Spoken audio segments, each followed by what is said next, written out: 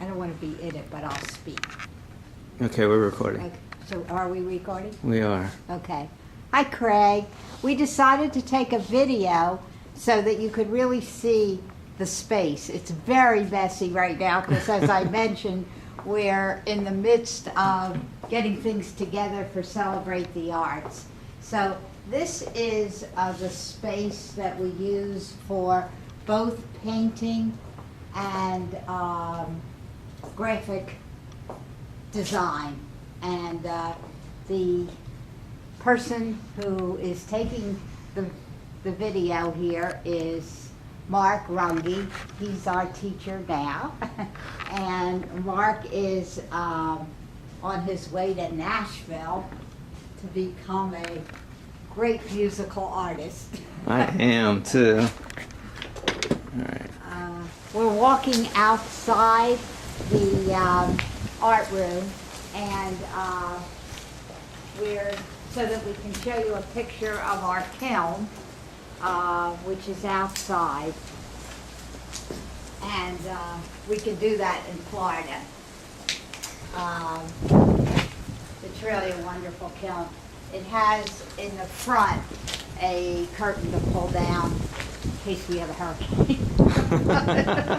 But we haven't had one since we got the We've kiln not had one, yeah. 6 years ago. So This is our art oak tree here in the courtyard. And the courtyard too can be used for building or drawing or painting.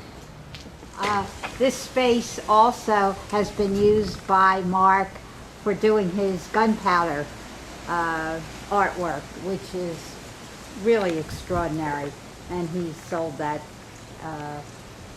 to the public besides and been in shows. I have. And- We might as well show you the campus. This is The back. the back of the school, and that's the faculty parking lot. But we're on this secret path here that leads from our art patio, which is here, over to the art cottage, it's called. It was added onto the science wing, but it's a lovely space. And Mark works a lot in this area here. It also is the space I mentioned that has the dark room for photography. Not the best having the photography with the clay. No, certainly but, not. We make it work. Can we get that in there? Definitely. Yes.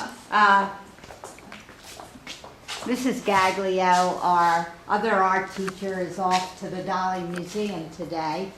And so we're just coming into this space, and she has one of her classes in here with a substitute teacher. But wanted to show you the space. Mark, you want to tell them?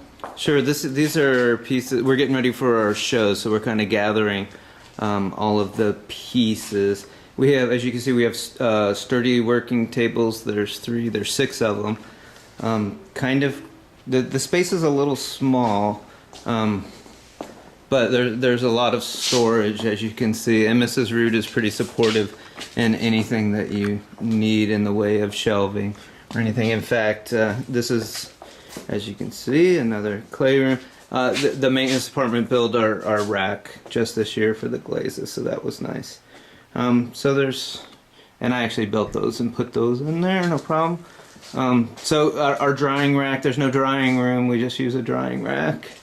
And some of our sure. wheels, I can see them now. They're under the table. we actually, yeah, that's where we keep the wheels. There's just the space isn't set up for it. Although I have mostly beginning, and the advanced kids are just doing bigger hand building.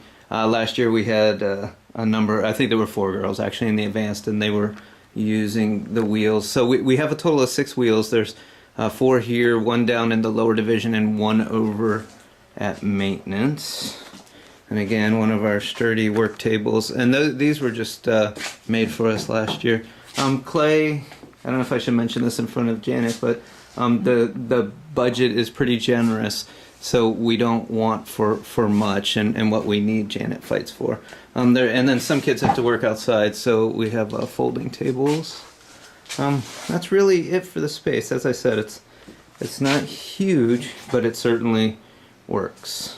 And you'll have to, we really apologize for the mess it's in right now. We are, next week is cleanup week. Next week. Right now, we are just in the midst of finishing everything up for our Celebrate the Arts, which is Monday. But I did want you to get to see as much as you could,